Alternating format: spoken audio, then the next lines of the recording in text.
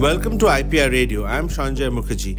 In this episode, we speak to Mr. Naveen Pasupathy, Joint Managing Director, Nanda Group, and the newly elected President of Karnataka Poultry Farmers and Breeders Association on a peek into the future of the Indian poultry industry.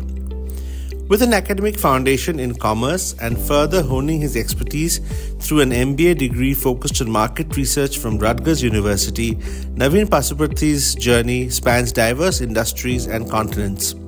Commencing his career as a sales manager at Market Direct America, he moved to spearheading sales at Sprint Communications. In 1996, he joined his family's business, the Nanda Group. Subsequently, he founded Intraspatial Softtech and Indo-US JV, as well as established companies in the UAE and Nigeria. Naveen is also co-founder of Nando's, the D2C meat retailing brand from the Nanda Group. After the break. In the orchestra of life, each creature plays a part. At Sapience, we see the web of life, where the health of animals reverberates through ecosystems and societies.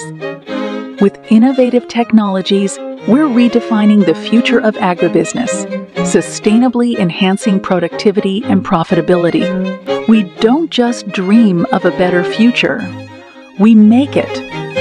Food safety, quality, and security. These aren't just words, they're our mission. We're Sapience. And we're committed to healthier animals because we believe in healthier living. Be a part of our melody, and together, let's compose a better world. For more information about our products and solutions, log into sapienceagri.com. Good morning, Naveen, and welcome to IPR Radio. It's wonderful to have you with us today. Thank you, Joy, and it's my first interaction with the media, and I hope I can give some value to the listeners and to the IPR. Thank you. So just to build context into the conversation, the Indian poultry industry has been on a trajectory of growth and transformation, and is poised to and the market is poised to revolutionize over the next few years. So with advancements in technology, changing consumer preferences, and a focus on sustainability that we have currently, the future of this industry appears very promising and dynamic, of course. So the first question that I would like to ask you, Naveen, today is that have there been any noteworthy recent developments in the Indian poultry sector that you would like to speak about? So actually, if you look at the livestock sector, you can take poultry, aqua, and dairy, right? Sure. The cost of production of your milk, egg, fisheries, and poultry, I would emphasize more on poultry, and I would assume the aqua and dairy would be similar. The cost of production of egg or your meat, the protein, about 74% of that will be your feed cost. In the feed cost, you have two major raw materials. One is soy, de-oiled cake, and your makkah, these two. So I have to realize we are actually not in the business of livestock. We are in the business of grains. Commodity. Grains, simple, cereals. Because your energy comes from your makkah and your protein comes from soya de-oiled cake. And the importance that was not given for all these years for these two major raw materials is now getting all the importance because the production of makkah is going up and down every year depending on the monsoon. Soy de-oiled cake also goes up and down depending on the international markets because it's open for exports, right? So the major impact and the change I'm seeing in the last 12 months, which will impact the poultry sector, is your raw materials, Right. And we have to focus. Now, the other major thing that's happening is ethanol production in the country. Yeah. Now, ethanol was traditionally produced using molasses, right? Now, government is mandating use of makkah for the production of ethanol. and government is mandating certain rules and regulations of 20% inclusion of ethanol into your fuel to reduce your fuel import bill.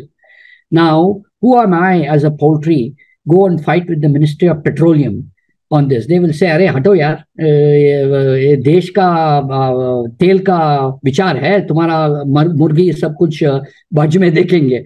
So the demand for maize is going to increase from ethanol plants. Now, what's going to happen is the makkah what we are getting today at 19,000 rupees a ton to about 24,000 will shoot up to about 32, 33, and they may not be available because makkah will go away primarily to ethanol production and leftover will come to poultry and starch. So it is extremely important to raise this issue by the livestock sector and more importantly poultry, because we are growing at 8 to 9%. The growth of dairy is something I don't have much idea, but I'm sure it is growing. Fisheries is also exploding because the exports is increasing of the fisheries. So the most important thing the livestock sector and poultry should talk to the government now is, "Arey Baba, there is no more, they don't make land anymore." Number one, the erratic seasons are just shocking. The grain production, it goes up and down. We have to divert makkah to ethanol. How does the livestock sector survive? So this is the most important point we have to talk to the government and the policy makers, and it may lead to an open policy for import and export with no duty, or it may give a mandate to do test field trials for introduction of GM crops, which is more resistant to droughts, more resistant to pesticides, fungicides, and yields per hectare or per acre shoots up. And so this is going to be the future, Sanjoy. We have to focus on grains because the sector is growing and ethanol is going to compete. And how are you going to feed the animals? And keep the protein affordable to the consumer. Because remember, your fisheries, dairy, and poultry is a part of your inflation basket. Sure. We all come under the essential commodities, right? Absolutely. It's not potato and onion. 74% of Indians are non-vegetarians. India is a secular country, and the most secular protein is chicken. True. Right? So chicken is going to get consumed massively, and it's going to grow. So we got to focus on grains, and we have to talk to the policymakers to make India ready to make animal protein, dairy, fisheries affordable and continue not to hit the consumer pocket. Right. Okay. So, and how would you think that, or how would you say that technology is reshaping the landscape of the poultry industry? Well, okay, let me put it this way. The poultry sector has no... Okay, let me take a step back. Selling of eggs and selling of chicken is a commodity. True. Right? My personal opinion is you have no control on selling price. You have absolutely no control on selling price. What is it that you can control? Your cost. I wouldn't call it cost cutting. That's a wrong word. I would say cost optimization. Absolutely. Okay? So cost cutting is very different than cost optimization. Sure. Number one. Sure. Number two, you have to do more work with less people.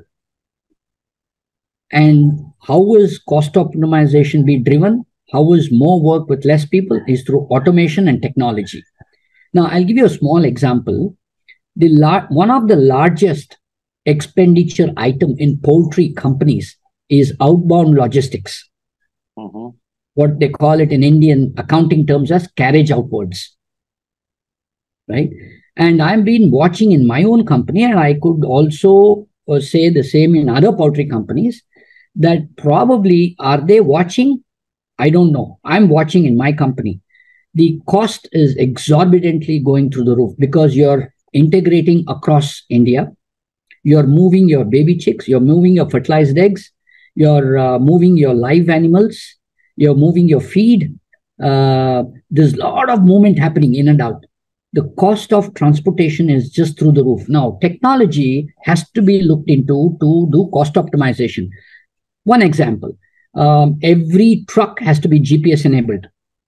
Okay. Every truck has to have a data logger. You should have a network operating control system in your office with 10, 12 screens, like a country invading another country, and you've got this army control system, and every data has to be captured digitally. Now, gone are those days of my old generation where they used to carry the Chitragupta register and make notes. Gone. Yeah. So a lot of technology, hardware and software is out there. You don't need to buy. Everything is available as a SaaS platform, software as a service. Your CapEx is not needed. Everything is OpEx. But you need to enable this to monitor every kilometer, every cost spent on carriage outwards. This is just one example. I'll give you a second example. Yeah. Our feed plants are consuming massive amount of energy to produce pellet feed, whether it's a dairy pellet or aqua pellet or poultry pellet. Now, I'll just give you an example about my own company. Our plant, one of the plants, we have 4 plants. One of the plants is a 14-year-old plant. I was consuming 34 to 36 units of electricity for producing 1 ton of feed. I said, man, this is massive. I mean, and Karnataka today is 12 rupees per unit of electricity. Karnataka is the highest in the country today, right? 12 rupees per unit for commercial. It was 875 prior to March. Now, I said, man, you need to reduce the cost. How do you reduce the cost of pelleting?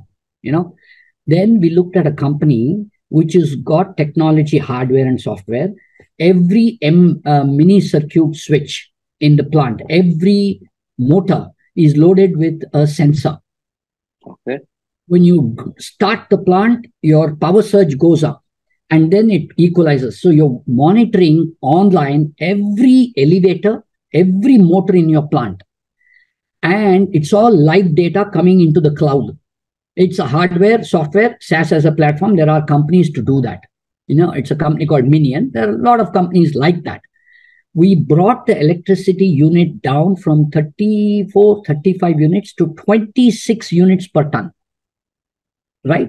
Now, I'll give you one more example. Solar power. Right? Now, in Karnataka, I'll speak about Karnataka because it's the highest electricity cost per unit in India. I think so. 12 rupees per unit. Your solar power generation, solar plant today, you'll pay back in 3.5 years. Pukat, sun god has given you electricity, even if it runs at 60% of the installed capacity on an annual average of summer, winter, you're saving money. And you do net metering. You don't sell power to the utility companies. Net metering, right? So you get a credit to the units. If you sell it, they will buy it from you at 3 rupees 50 paisa. They'll sell it back to you at 12 rupees. Okay. You need to be smart. These are all the things that you need to do cost optimizations, Sanjoy. Really, even the other thing, when you know that there is going to be a plethora of Hindu festivals, and a lot of people don't eat, stop eating, reduce eating, all that. You need to build large egg rooms in your breeder facility and even in your commercial layer farms. Large, extra. This is additional capex, but it is worth it because you can hold your production at a particular temperature and choke the supply into the market. You need to look at all these things, which is hardware, software, technology, to do this. And one more thing, I can go on giving technology implications. Of course. A lot of companies are doing contract farming in South, right? Kerala, Tamil Nadu, Karnataka, AP, and Telangana. These are extremely forward-looking states in the country of India. extremely forward-looking, extreme amount of entrepreneurial drive in people, whether it's IT, pharma, livestock, everywhere. I would say at least in Karnataka, about 75% of the broilers produced comes under integration. Your open farmers are only about 20%, 80-20, sure. Right? Now, every company is selling live birds in the night into the unorganized sector. Right? Now, I'll tell you technology implications, which we have done. I'm sure a few companies may have done. I'm not saying no. Now, in the night, when the bird is being weighed in the poultry farm and the lifting vehicle is there, we have digitally enabled the weighing system. Okay. Right? So the entire weighing scale is on the GSM platform. It's on the Wi-Fi.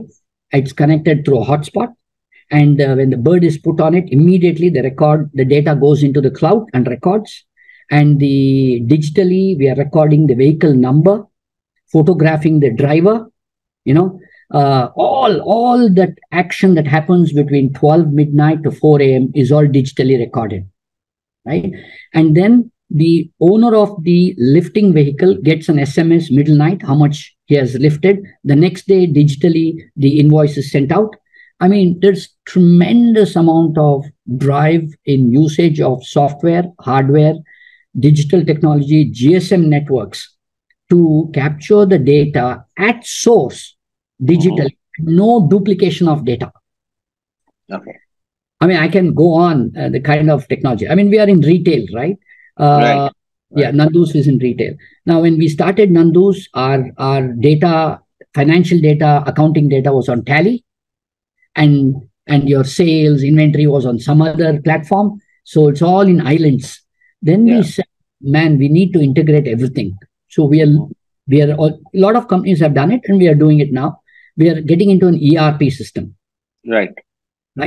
So for ERP, you need hardware, you need software, you need GSM network, right? So you've got Microsoft Dynamics, you've got SAP, you've got so many other companies doing ERP.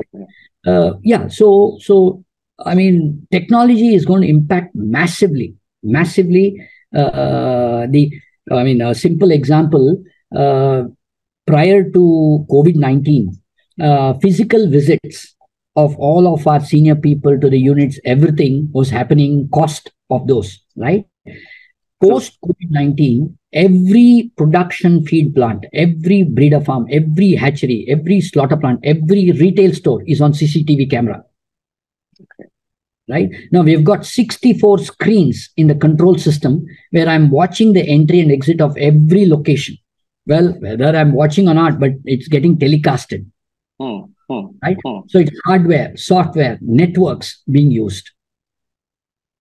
Right? So a tremendous amount of deployment of hardware and software and technology is happening in poultry and continue to happen. In fact, even bulk transportation will be the next thing, because once your soy de-oiled cake and makkah goes through the roof, every kilo is of value to you. True. So no more your gunny bags and HDP bags will work. The lot of companies are already doing silos and bulk tankers, but the adoption of silo and bulk tanker will massively explode in the next 3 years. People will get away from all these bags, loading, unloading, hamali, all that. They'll get away, and they'll do auger systems, they'll do mechanical automations. Tremendous amount of changes will come. So that's why I keep telling the industry, for all this, you need to invest and you need money, either in CapEx or in OpEx. The foundation of capital formation in poultry is profitability if it comes at the live bird level. At the live bird level, if all of us can make 2-3 rupees per kilo consistently throughout the year, you've got liquidity built into the system. When the liquidity builds in, you can invest in technology, people, skill pool, and you can develop models where you can deploy this money to reach the consumer. 98% of India is still live animal butchery shops. Of course. Right? And for you to build a retail brand, barring few people who got funded from Canadian Fireman Pension Fund, some godforsaken funds, Now, barring one or two of them, a couple of us are all self-funded. And for self-funding, you need liquidity. So I always tell, keep your live bird prices above these cost of production. Capital formation is going to happen, and use that capital formation for automation, reaching consumers. Don't add any more production capacities. That's absolutely absolutely true. And one of the sad things, I don't know if I'm digressing from your question. Please. One of the sad things, why doesn't poultry not attracting private equity and venture capital? Why? Because it is not volatile. It is violently volatile. It is so unpredictable, this industry, that you go from 150, 180 rupees a kilo to 55. Yeah. So the capital, people who want to put money will run away. So this industry will never attract money, financial funding other than traditional banks. You understand? And this sector will also not attract talent here. It's not attracting talent. Why? That's a huge issue. Yeah, because it is so violently volatile that you can't pay the packages they expect, and the package concept is variable pay and fixed pay. HR policies are different. You want to do all this, you need to have liquidity in the company to invest, Sanjoy. If not, this will become a Kirana companies running across India. Father, mother, brother, and sister sitting in the cash register, running as long as they are under 60. And after that, they will shut down and sell the land and take money and call it a day. Absolutely.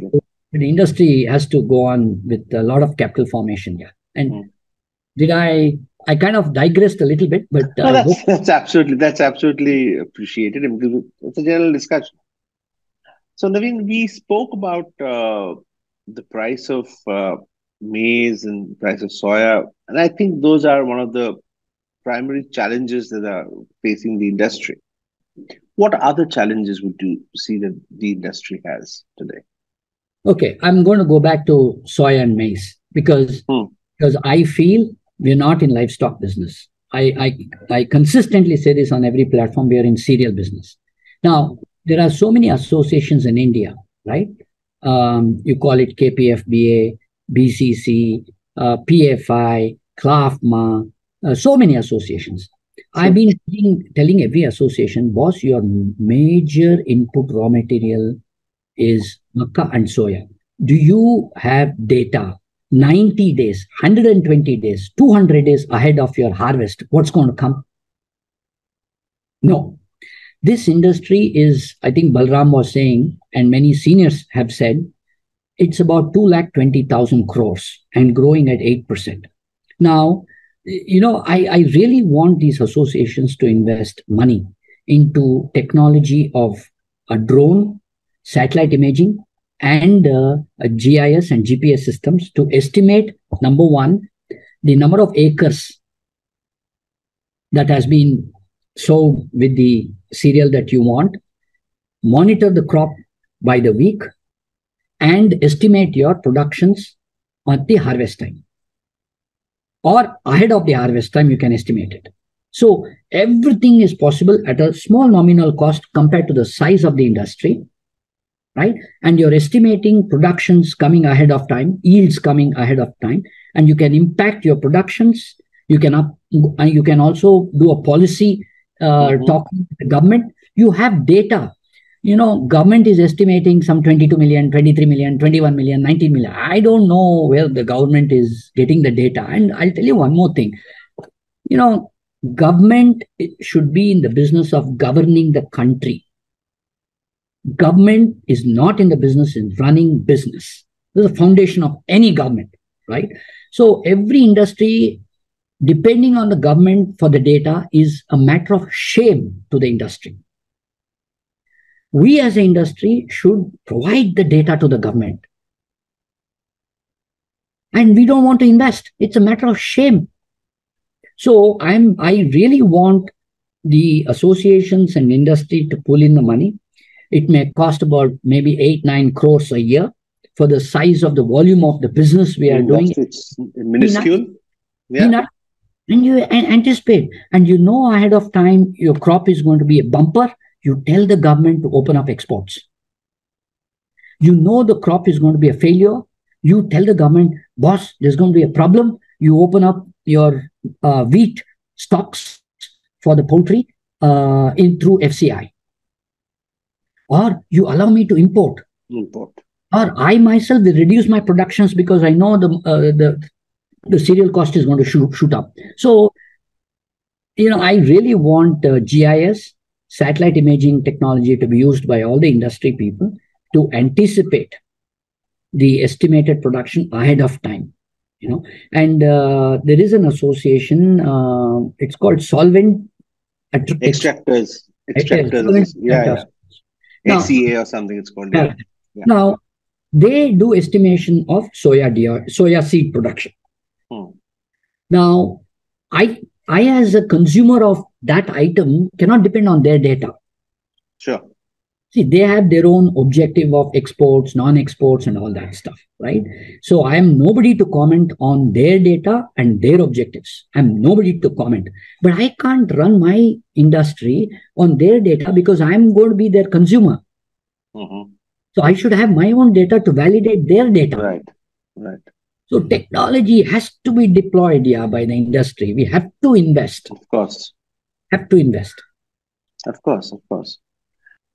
So we've also, as an industry, not focused on, I think, the consumers too much. But as we are kind of progressing and as we kind of carry on businesses, how do you think consumer demand is influencing the evolution of the industry? Because I'm sure the consumer demand has a lot to do with should have a lot to do with what you're producing and selling. So how would you think that is kind of affecting the evolution of the industry? I'll go to the extent of saying that it's evolution. Okay. So I will throw some of my thoughts on this. I hope it answers your question. I am the only industry happy to have welcomed COVID-19. I think if I do this as a public statement, I'll be hanged, because the amount of havoc COVID-19 created to many economies across the world is sad.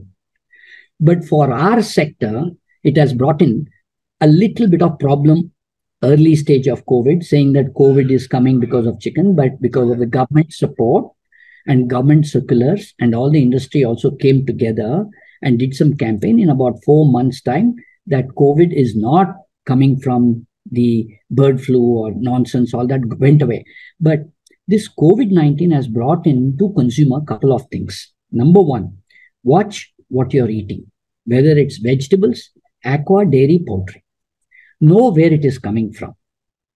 Biosecurity, the tunnel, people used to go through the tunnel fogging system and all that. I mean, poultry has been doing that for 60, 70, 90 years, Decontamination, biosecurity, fumigation. It's not a new thing for us. New thing for the industry. But a lot of people were very excited to go through the tunnel, get very disinfected and all.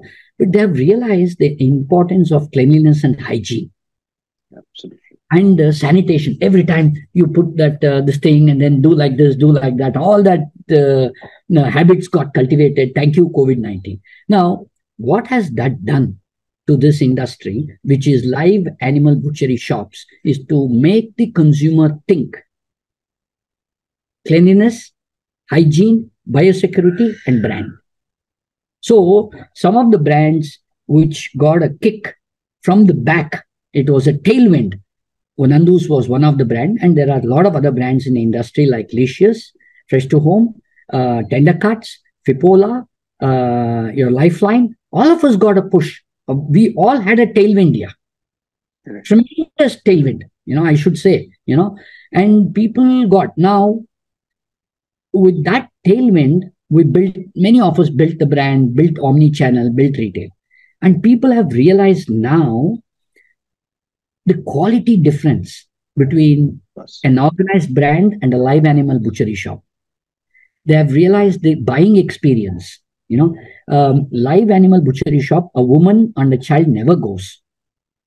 But a branded meat retailing shop, it's a pleasure to see children and women coming there to have a chit chat with your guy across the counter, and also tell him, I want this type of cut, this type of cut, and not close the nose like this and buy the meat. And most important, black bag. Black plastic bag was so demeaning to me. So demeaning to me. Your sanitary napkins, your alcohol, and your meats. I said, no, man, this sector is giving so much amount of protein. Which bureaucrat, which politician, which industry man, which human being can adulterate an egg? Impossible. Impossible. What a beautiful product we are producing. And protein, your breast meat is clean protein, unbelievably clean protein, affordable protein. I would talk like this to a person who is non-vegetarian. Who's a vegetarian, I would say, you have other options of protein. I respect your choice, but I would like to continue this business. So a lot of tailwind has come to our sector, and when people carry our meats not in a plastic black bag, it is respect for our profession. Mm-hmm. It is respect for our profession, and I'm proud to say that I am in the meat business. I don't have to hide. I don't want my customers to hide my product in a black bag and take it. So a lot of attention has come. So this is as far as the urban India is concerned. Right. Now, rural India is still continues to be driven by live animal butchery shops, right? I believe there are about 790 million smartphones in India. So that means people have access to content, right? And village people have little bit more time than the urban India. And they watch a lot of content, your Insta, Facebook, everything. So we are thinking, how can we take a retail brand into rural India? And how can we educate the consumers that live animal is not fresh? Live is not fresh. The idea of people, life is fresh. Yeah. That's not true. That's not true. So a lot of traction in the on the brands and retailing, but you need a lot of financial muscle to build it. You need a whole new team of retail. I'm sure. I cannot speak to other brands. In Nandu's, we don't have a single person in Nandu's from poultry. Okay.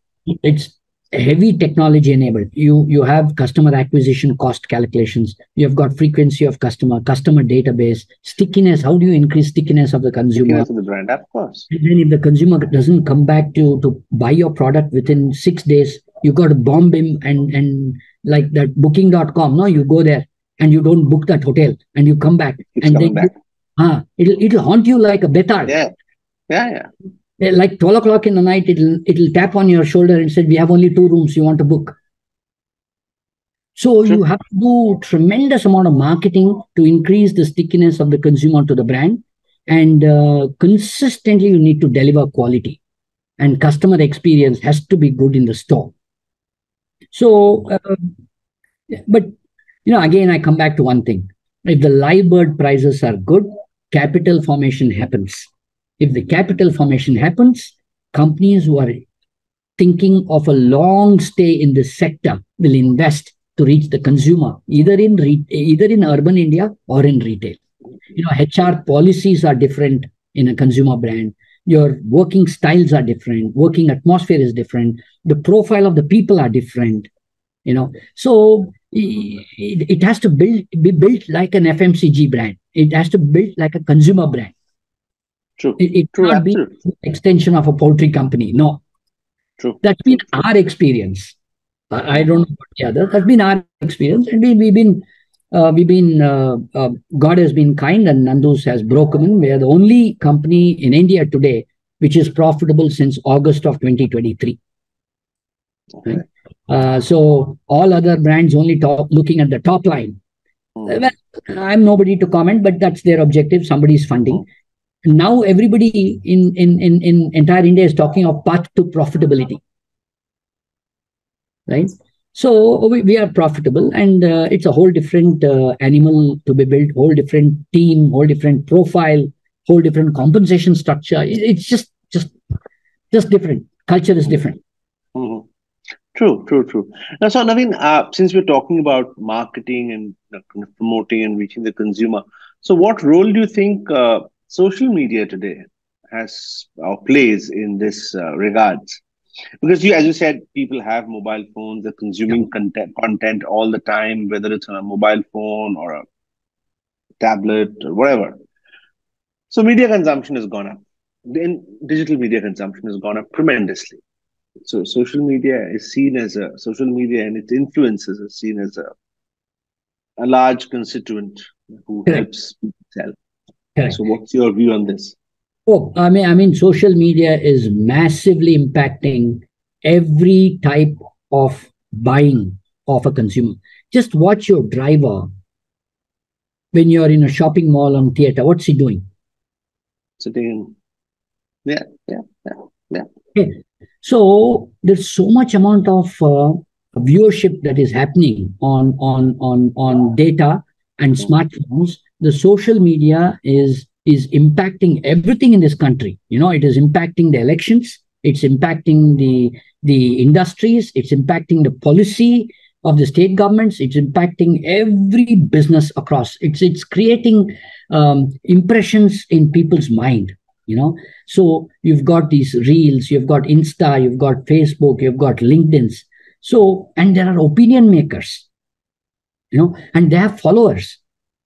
And if you educate an opinion maker what you do and how clean your food is, if he believes in what you do, and if he endorses, and if he's got 100,000, 200,000 followers, even a conversion of 0.2% will add to your customer base.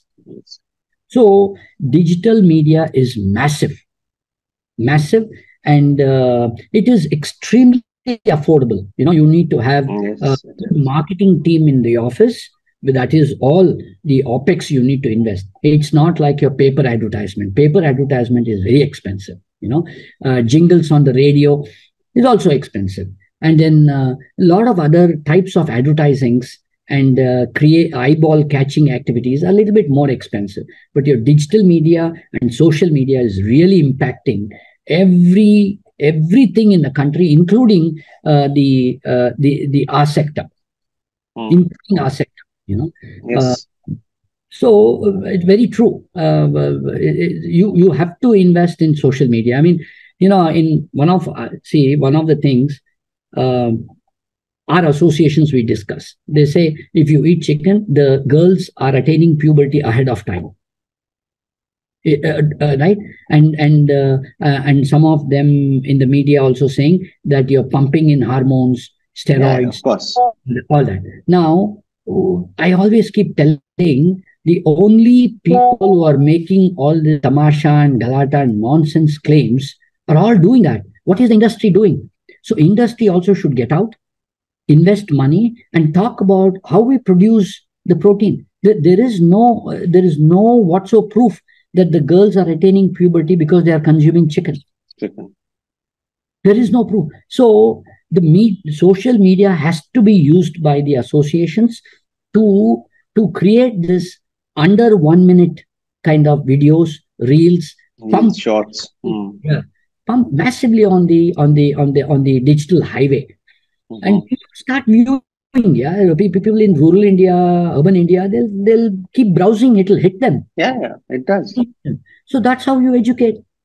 So social media is extremely important for us to educate the consumer how clean our protein is, and it's extremely affordable highway. We'll be back after a short commercial break. That is a wake-up call against the growing shadow of antibiotic resistance over our poultry, our health, and our world. To fight this menace, Excelsior, a natural antibiotic-free performance enhancer, marshals an army of bacteriophages, each engineered by evolution to engage a specific bacterial adversary. Excelsior uses a cocktail of bacteriophages that protects your flock against various strains of Salmonella, E. coli, Clostridium perfringens, and Staphylococcus aureus. Excelsior is more than a product. It's our shield against antimicrobial resistance. It's our stand for a safer, healthier future. For more information about our products and solutions, log into sapiensagri.com. What is your take on the prospects of organic and free-range poultry farming in India for future markets? It's going to be a niche, I'm sure, but there is a market for it, as it is all across the world. So what's your take on this? Well, we as Nandus are watching that sector very closely, right? And see, I think organic and free-range is very loosely used across the world. Absolutely, absolutely. Completely agree with you on that. Very loosely used. Yeah. I think consumers should realize that, and it takes time for them to realize. Now, okay, supposing you have free-range chicken or organic chicken, free-range eggs, organic eggs. Well, I think okay, let me put it this way. The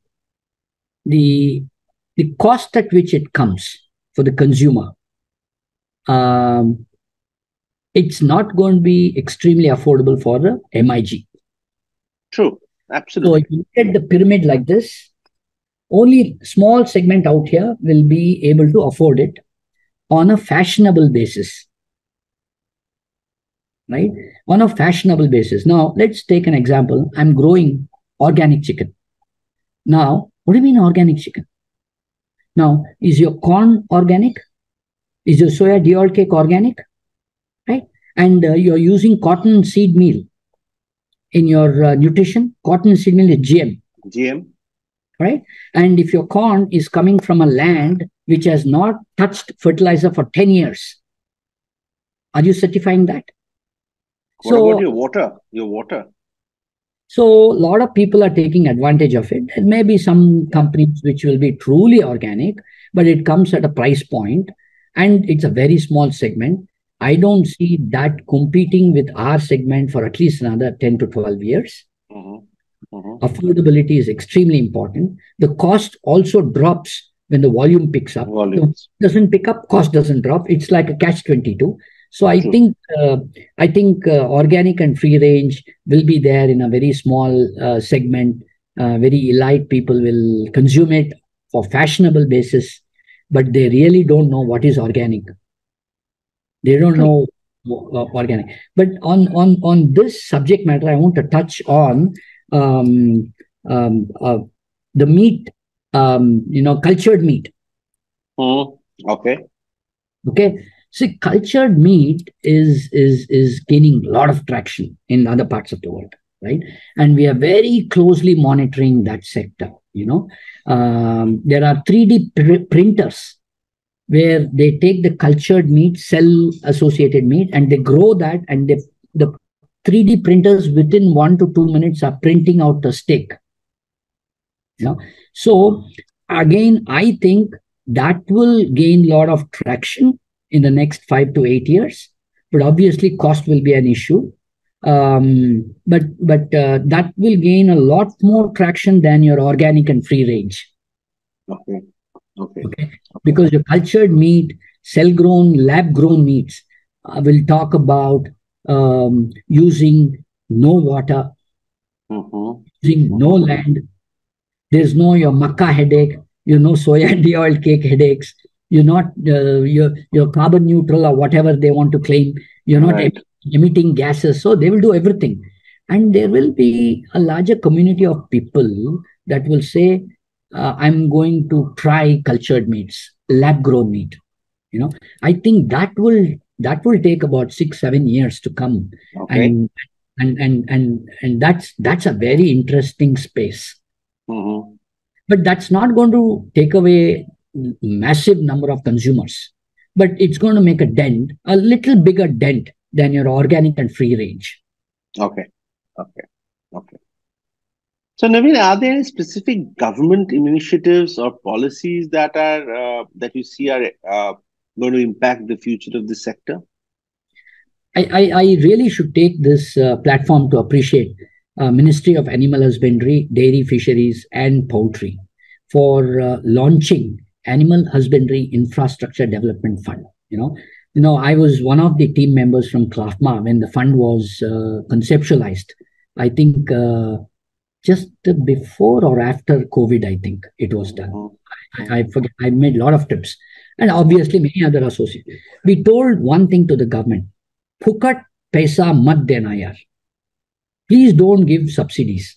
Our sector don't need subsidies. What you give is interest subvention." Okay. Now you're paying taxes. I'm paying taxes. The entire tax money of the country from where they are going to give Phukat money.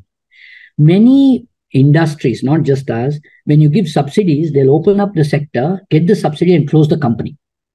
Very, very unfortunate, this culture in out here, So we told the government, do interest subvention.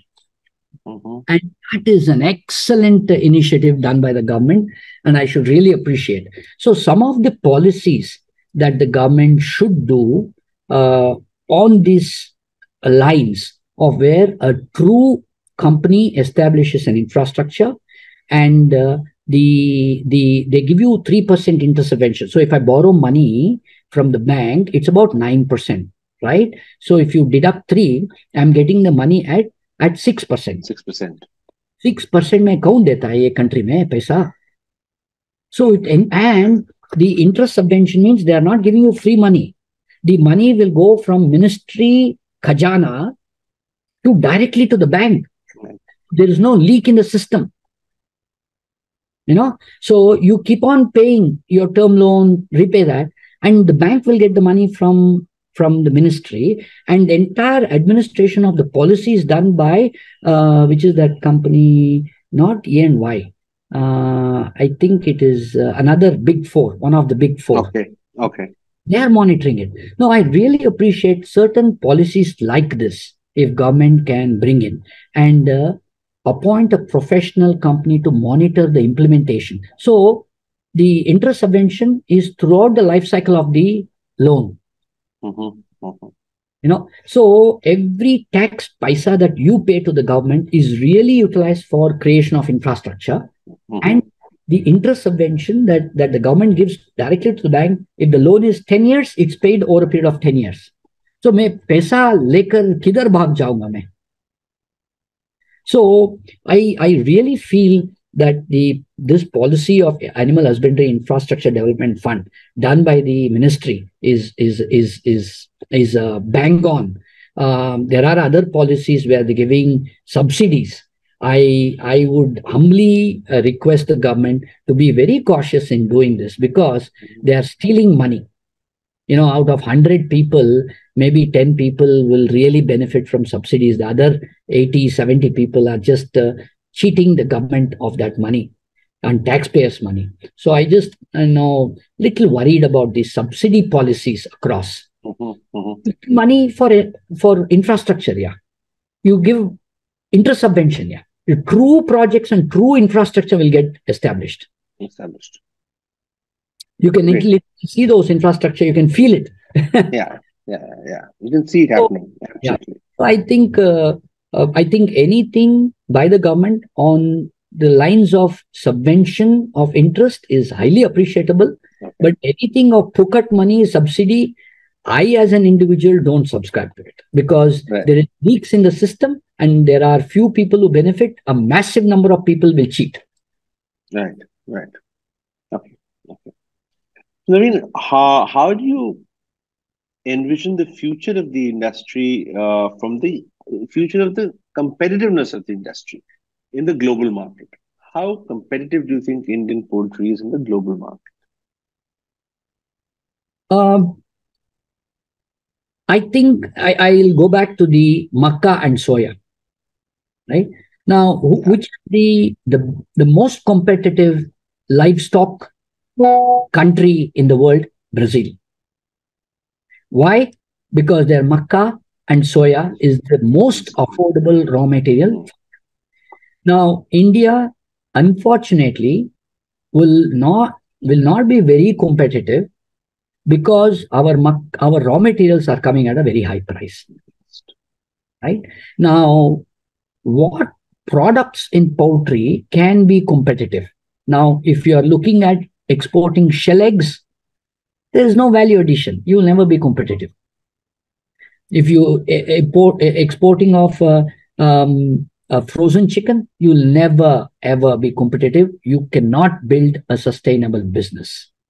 Okay. Now, maybe value-added products. Okay. Now, this is an idea which is coming to me, which I need to test also. Okay. Egg fried rice and Indians, you can find everywhere in the world. Any part of the world, you go and ask for egg fried rice, it's available. And kuch kidhar bhi jane ka koi Indian milta hai aapko, right? So why I'm saying this is, why don't you look at manufacturing value-add products, which is ethnic Indian, like Chettinadu chicken, butter chicken, and these products you can export because you're not exporting raw chicken. You're not competing with Brazilians. We should look at not taking Brazilians head on. It's like running into a wall, a rock, you'll just die.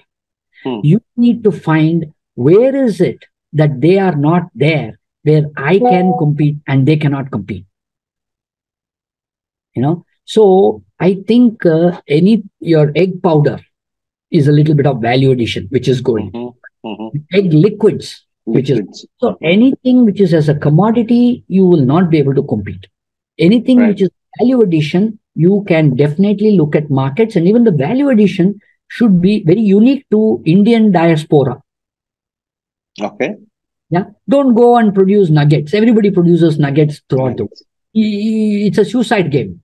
You do butter chicken, you do Chettinadu chicken, you do pepper chicken, you do Andhra chicken, very unique products, and you get specifications, and you go and export into those countries where you have large Indian population.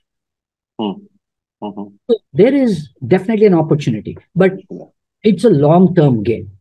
The problem, yesterday somebody was talking to me, why is India not exporting chicken feet? Okay. Now, the largest exporter of chicken feet in the world was US. Importer was China. China's relationship has gone south. So US has stopped exporting chicken feet. Now, China is running all around the world to buy chicken feet. I had a couple of serious discussions. I said, why? They asked me, why is India? There is every country, Thailand is already booked. Every country is already booked their quantities. There is no space available for the exports of new markets. Why is India not exporting? My reading of this is, why is India not exporting? Because number one, I think to do any kind of business development, it takes time, right? You need to get your plant certified. You need to get that ministry people come here. You need to go a couple of times. You need to have that gut in your stomach to invest patiently. That, unfortunately, is not there in Indian poultry companies. They want quick money Monday morning. When we started exporting hatching eggs in 1997, it took 14 trips and 9 months for us to get the first exporting order. Right? Now, which poultry company has got that stamina, mental endurance and stamina to do that process? Unfortunately, it's not there. That's why they have never looked. So if you want to export to China, it takes time. You need to do a lot of investment, right? So, what I feel is, people, if you are a short-term player or you're a long-term player, if you're a long-term player, you will invest in building these relationships and connections and government approvals, which will take about a year's time.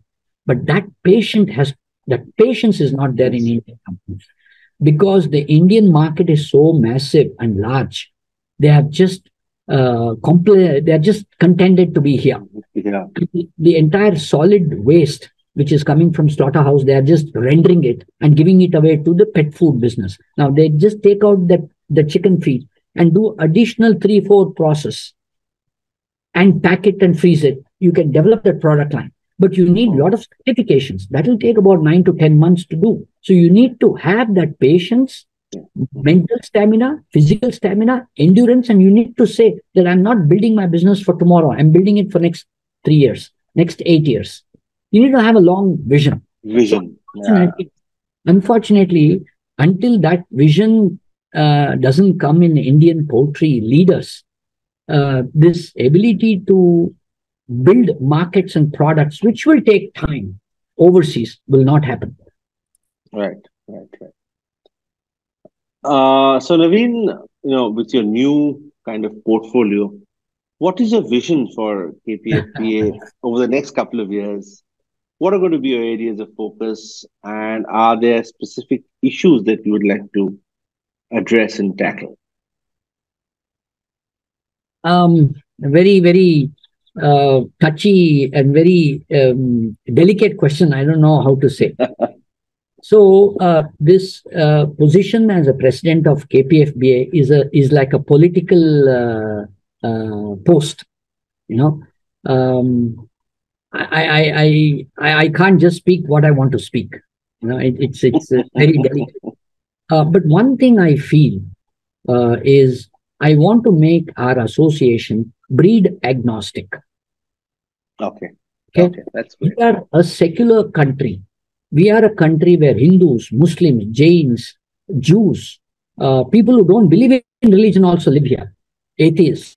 So we are a secular country. Our association should be breed secular. Okay. I have a lot of respect to Rav Uncle, and I grew up with him, and we've been a part of VHL's growth.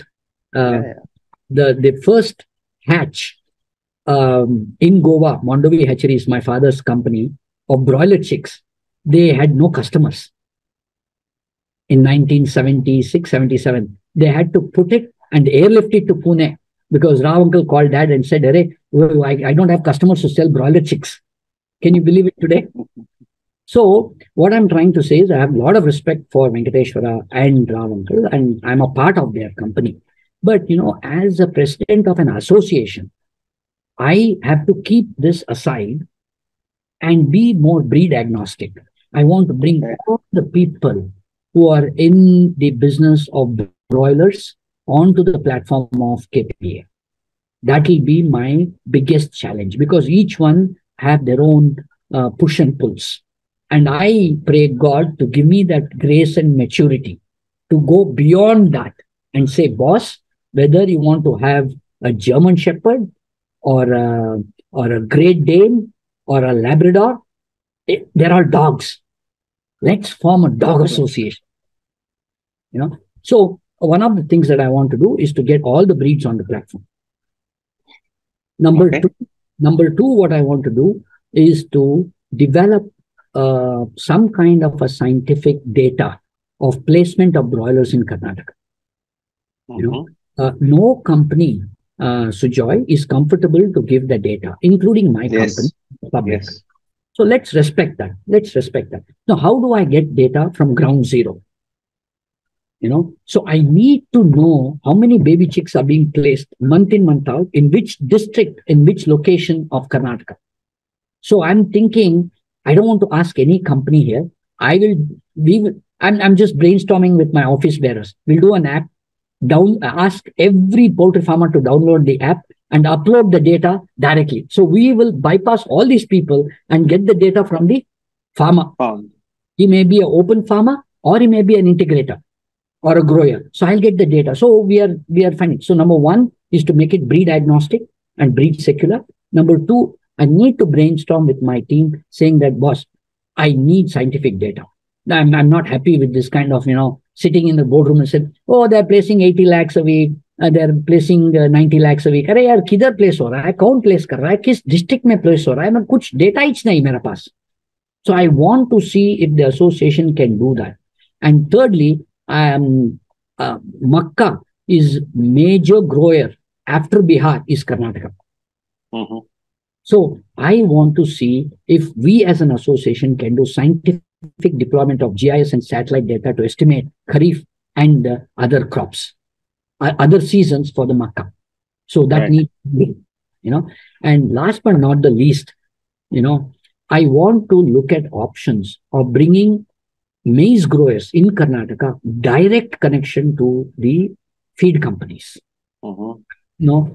If you talk to NABARD, there are 1,100 farmer interest groups, self-help groups, and farmer producer organizations the NABARD has funded in Karnataka. All these FPOs, SHG, and SIGs are in crop agriculture, and many of them are growing maca. If we as an association can tie up with NABARD and those farmer producer organization, is there any way that they can sell directly to the feed milling companies? So if they sell directly to the feed milling companies, number one, the feed mills will get a little better price. Number two, the farmer will get immediate payment settlement.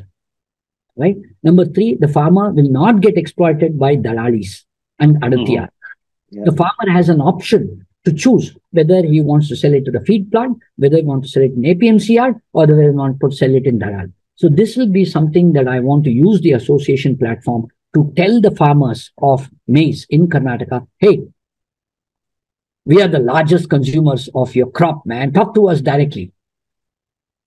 So these are the things we want to achieve in the next 2-3 years. The office is just 2 years. So breed agnostic and scientific estimation of crop production in the state, and a closer working relationship with SIG, FPOs to the feed milling companies, who are all our members. Wonderful to hear that. Now, since we're talking about farmers and small farmers is what you spoke about, just to go back a little bit, you had mentioned that about 80% is integrators and 20% are small farmers. Yep. So are there any specific challenges and opportunity you see for these small scale farmers in the scheme of things? Can I pass this question? Because my answer will be extremely, I will be hanged tomorrow by the farming community if I say what I say. But I will say it. I'll say it, but I'll use the right word so that it doesn't come across wrongly, right? So 80% is produced by companies today through contract farming, and 20% of open farmers. Right. Your question, what was your question? What are the challenges for this open farmers? Open farmers. Okay. And opportunities, not only challenges and opportunities. Okay. Now, I'll first talk about the opportunities for the open farmers. Now, open farmers have no access to technology. They have been doing farming the way they have been doing for 30-40 years.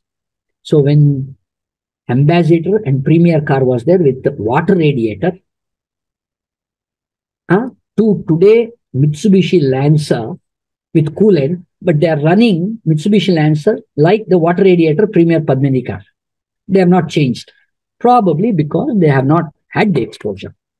So the opportunity for open farmers is to stop open farming, associate with a good integrated companies, upgrade their infrastructure, get exposed to new ways of managing the bird, upgrade equipments in their poultry farms, right? Get trained to handle these poultry birds, which in 70s and 60s used to take 90 days to reach 2 kilo. Today is reaching 2 kilo at 32 days, 34 days. It's a machine. It's a machine. It's just converting cereals into protein. Protein. It's a great opportunity for farmer to get associated with integrated companies to become a grower. The farmer, it's also an opportunity for farmer to stop getting exploited by the middlemen. Right. Okay. Now, a farmer an open farmer sells his birds. Since he has very low bargaining power, he gets exploited by the middleman. Sure. The payments of the bird payment doesn't go to those open farmers on time. And the lifter and middleman will also do deductions due to some reasons not known to the farmer. So there are a lot of things that happens. What happens in crop agriculture, Sanjoy, happens to open farmer in poultry. So the opportunity for open farmer is to stop this exploitation, jump onto integration. And the father, the mother, the sister, the brother can do poultry farming in their rural India property, focus fully on production efficiency. Don't worry about marketing, sales, price, collections. Focus, you can earn up to 10 to 9 rupees per kilo, which is income tax free to the farmer. So this is an opportunity for the open farmer to get out of exploitation and get exposed to technology, upgrade his knowledge, get trained and focus. And this becomes like a very constant, steady income for him. And an open farmer, if he is associated with the company, he can go up to 5 to 5.5 cycles a year. Right? Because if he does a good job. Now, challenges to an open farmer. Now, I need to be careful because I cannot put them down, but I have to tell the truth. An open farmer buys the baby chick, paying a margin to the hatchery.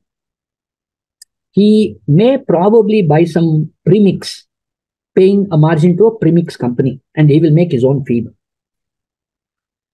His infrastructure is very old. He has no liquidity to upgrade the infrastructure. True. His knowledge is Premier Padmini, ambassador car. Unfortunately, he doesn't know how to handle the new breeds, which are like Lamborghinis. Right? Lastly, when the crop is ready to hit the market, if the price is down, he is finished. Right? And if the price is down or up, he has to give it to a lifter. At a price, lifter dictates to him. See, an integrated company has got certain bargaining power with the lifter. The trading community cannot play around with the integrated companies because integrated companies are in the market every day selling. The farmer, if he's got one batch in his poultry farm, he comes that 42nd day and then he's gone. He's not there every day. So the challenges for the integrated farmer is like a horse race, betting on a horse race. And I sincerely suggest to open farmers, please do not risk your home, your life and your career and your savings. You focus on production efficiencies. And the contracting companies will take care of marketing, collections, price fixations. And the companies will do a business of annual averages, Sujoy. Okay. Annual averages. But because you are there in a market when it is 140, you are there in a market when you are 45. And an integrated companies can get one rake of train of Makkah from Bihar. So there are a lot of advantages. Now, if I talk like this, some people will say, oh, all the corporates are controlling. Now, you go and study US, you go and study Brazil. Why Brazil, US, Baba? You go and study Indonesia, Thailand. You go and study Vietnam. See, an integrated company has got the ability to raise money from the banks, temporary overdraft. Thus, sir, मेरे को 5 crores temporary overdraft चाहिए कल सुबह, दे देता है. Banks. Bank will give because of history of any company. Will that easily bank will give to the independent farmer? The banks will exploit the independent farmer. अरे तुम्हारा घर को लेकर आओ, ये तुम्हारा जमीन दे दो, वो तुम्हारा चप्पल दे दो, ये तुम्हारा साइकिल दे दो. किधर जाता है यार वो independent farmer cannot raise the money. So I feel these are all the challenges for independent farmer, and keeping aside this emotional feeling of the farmer will become a grower to a company. They'll get exploited. Come on, and Boss, I'll tell you, the independent farmer is an integral, the contract grower is an integral part to the company. Yes, it is. Okay, they are our partners. If they are not there, I cannot grow the birds. It's a two-way traffic. So we will worship the contract grower more than going to a temple, because we always pray God, Baba, usko sanmati de so that he doesn't steal our stocks. So the opportunities are plenty for independent farmers to shift into contract growing. The challenges for independent farmers is very scary.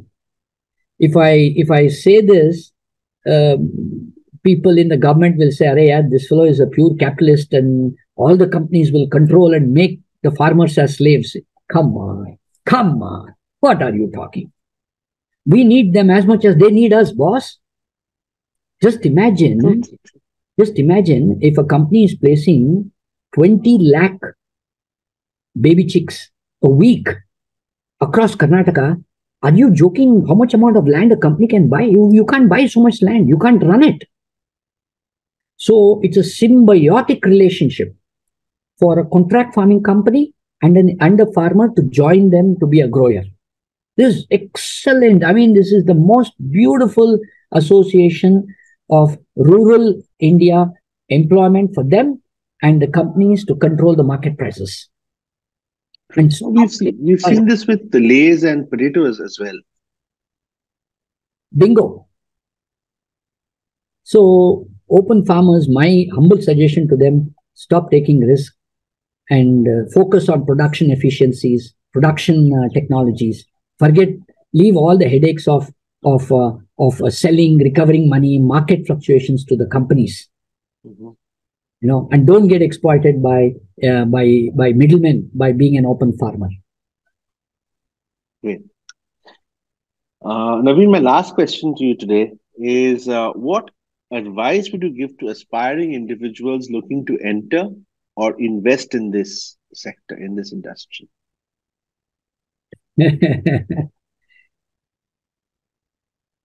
Because we need to attract young people to come into the industry. It's a tough question to answer, Sanjay, because come again on the question? I said, what advice would you give to aspiring individuals looking to enter the Indian poultry industry or the Indian poultry sector? As an entrepreneur or as an entrepreneur? As an entrepreneur. In any of the functions of the industry, not only farming. I think if you want to enter poultry in India as a young entrepreneur, going independently and starting is very high risk. I mean, I'm reading this sector very closely. It's very high risk. Some of our companies, a lot of our companies, many of our colleagues have been in the industry for 30, 35 years. We have paid off our loans. We have a large land bank in the system built over 30, 35, 40, 60 years. So we can survive. But a new entrepreneur coming and establishing an independent company, I would suggest, please study the sector very closely. Is my suggestion. But if you want to join a company for a job, I think there's a lot of opportunities for young people to come in and change the way the system has been working for the last 60 years. And if you want to enter the sector, look at minimum exposure of capex, and you take an exposure on opex. Okay. Keep your exposure on capital investment to minimum, because the sector is so unpredictable, so violently volatile, that if need comes for you to flee, you just liquidate the stock, take your money and flee. Meaning there are a lot of hatcheries, a lot of feed plants, a lot of breeder farms, and a lot of slaughterhouses already created. And people, the traditional old timers of the poultry sector, have this affinity to land, building, plant machinery. They went on building. The last 60 years was only adding capacities. Mm-hmm. So there's a lot of installed capacity, Sanjoy, across the country. So if an entrepreneur, you use your money for OPEX, not for CAPEX. Okay. Come to these facilities out and you test the water out. Okay, that's sound advice. Yeah. Have minimum exposure on CAPEX. And you can take OPEX. OPEX means your breeding stock, your hatching eggs. You get the drawing power from the bank. Working capital can be fun. So if you have a problem, try to survive. If you really cannot survive because it's so bad and you're new entrant, you don't have the backing, everything, you can just sell the stock and get out. And so look, if you really want to come in as an entrepreneur, look at minimum to low capital investment and take an exposure on OPEX. No problem. And don't get into, again, productions. You look at options where you can do some retailing in rural or retailing in urban India. There are dime a dozen poultry companies to give you chicken. True. Dime a dozen. So don't continue to do what all these fellows have done for last 60 years. Do something different. So that would be my advice to them. But the sector is pretty exciting, high risk, extreme high risk. Wonderful, Naveen. It has been a wonderful chatting with you today. And we hope that our listeners can get some valuable insights from this conversation. Thank you so much. Thank you so much. Thank you. Thank you to IPR and thank you to Sanjoy. And I hope there was some take-home value for all your questions. Hope so. I'm sure there will be. Thanks so much. Thank you, sir. Thank you. Take care. Bye-bye. Good day. Bye-bye. To be notified of upcoming podcasts, like and subscribe our YouTube channel at IPR Radio today.